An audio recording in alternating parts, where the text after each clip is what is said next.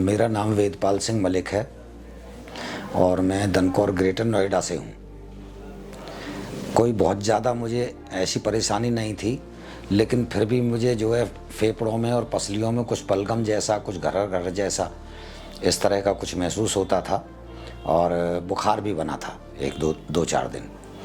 उसके बाद Felix hospital के बारे में मैंने पहले से सुना भी था और मैं जानता भी था, तो मैंने सोचा कि जो है फेलिक्स में मैं जाके एडमिट हो जाऊं। जब मैं यहाँ आके एडमिट हो गया तो मैं डॉक्टर हैं एक डॉक्टर प्रियदर्शी, उनके अंडर ट्रीटमेंट में रहा।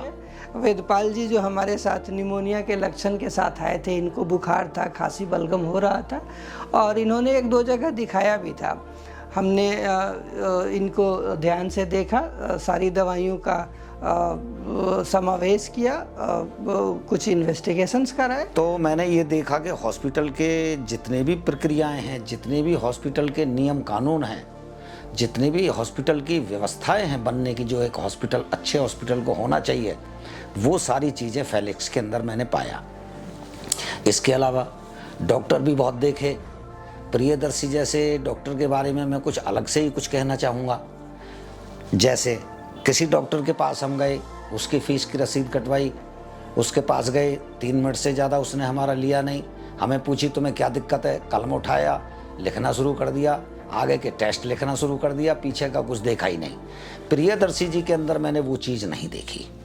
प्रियदर्शी जी का जो अनुभव है वो अपने मेडिकल लाइन का इतना बड़ा हो गया है, जो मैंने अपने आप में उसको तस्दीक किया है, डायग्नोज किया है कि प्रियदर्शी जी बहुत निगरानी से पेशेंट को ट्रीट करते हैं और वो अच्छी तरह ये बात जानते हैं कि अगर डॉक्टर ने पेशेंट को विश्वास में नहीं लिया तो उसको फ़ायदा होगा 70%, और अगर डॉक्टर ने पेशेंट को अपने विश्वास में लेके उसको ट्रीट किया तो समझ लो 100% से भी ज़्यादा उसको फ़ायदा होगा। जब तक पेशेंट डॉक्टर के विश्वास में नहीं आता है, जब तक उसका ना मन टिकता है ना उसका दिमाग टिकता है, और ये मन और दिमाग और इन सारी चीज़ों से भी जुड़ा होता है रोग का संबंध, खाली दवाइयों से नहीं होता, तसल्ली से होता है, समझाने से होता है।